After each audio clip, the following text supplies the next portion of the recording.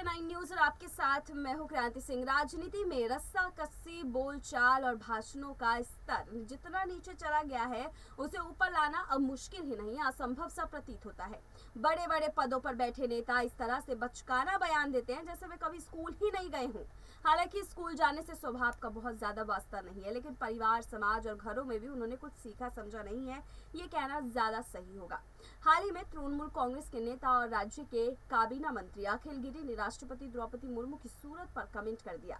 यह अधिकार उन्हें किसने दिया पता नहीं, लेकिन उन्होंने भरी सभा में कह दिया कि हम किसी के चेहरे मोहरे पर नहीं जाते, लेकिन हमारी राष्ट्रपति कैसी दिखती है। बस हो गया बवाल, भारी हंगामा हुआ। भाजपा ने कड़ी प्रतिक्रिया तो दी ही। यहाँ पर अखिल गिरी बैकफुट पर आ गए, कहने लगे मैंने किसी का नाम नहीं लिया। सच ये है कि नाम भले ही ना लिया हो, लेकिन राष्ट्रपति तो कहा ही था, और राष्ट्रपति तो देश में एक ही है, नाम लेने की जरूरत कहाँ है। अब विवाद के मूल में जाए तो भारतीय जनता पार्टी मंत्री के बयान का विरोध कर रही है, वो भी दूध की धूली नजर नहीं आती। दरअसल पश्चिम बंगाल में तृणमूल कांग्रेस से ही भाजपा में आए शुभेंदु अधिकारी वहां विपक्ष के नेता और उन्होंने सारी आग लगाई है। शुभेंदु ने अपने बयान में मंत्री अखिल गिरी को कुरूप कह दिया था।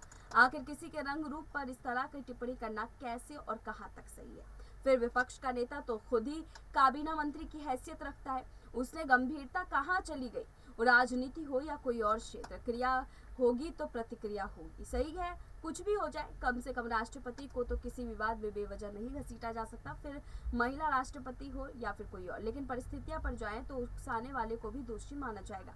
शुभेंदु अधिकारी को यह अधिकार किसने दिया कि वे किसी को भी भरी सभा में कुरूप कह सके। क्या केंद्र में आपकी सरकार है तो आप कुछ भी कर सकते हैं और कुछ भी बोल सकते हैं। राजनीति में कोई बड़ा नहीं होता, कोई छोटा नहीं होता, कोई काला नहीं होता, कोई गोरा नहीं होता। इस बात को राजनीति के ही लोग क्यों नहीं समझते, ये बहुत बड़ा सवाल है। बहरहाल इस बवालिए बयान के बाद जो हड़कंप मचा हुआ है वो दोनों ही खेमे में साफ तौर पर देखने को मिल रहा है। फिलहाल देखना बहुत दिलचस्प होगा कि राष्ट्रपति द्रौपदी मुर्मू के खिलाफ बोलने के बाद यहाँ पर इस नेता के खिलाफ कौन सी बड़ी कार्रवाई होती है। फिलहाल आज के लिए बस इतना ही। देश दुनिया की तमाम बड़ी खबरों के लिए देखते रहिए SPN9 न्यूज।